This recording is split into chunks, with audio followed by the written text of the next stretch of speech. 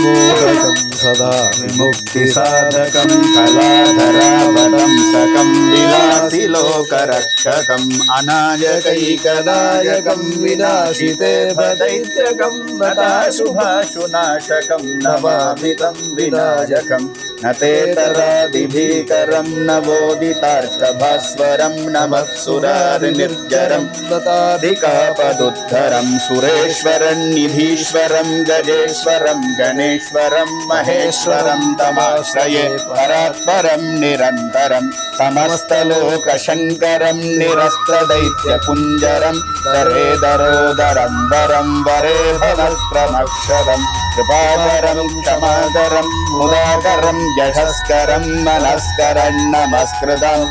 करोमि भास्वरम् अकिञ्चनार्तिमार्जनं चिरन्तनोक्तिभाजनं पुरारिपूर्वनन्दनं सुरारिगर्वचर्वणं प्रपञ्चनाशभीषणं धनञ्जयादिभूषणं कपोलदानवारणं भजे पुराणवारणं नितान्तकान्तदन्तकान्तिमन्तकान्तकात्मजम् अचिन्त्यरूपमन्तहीनमन्तराय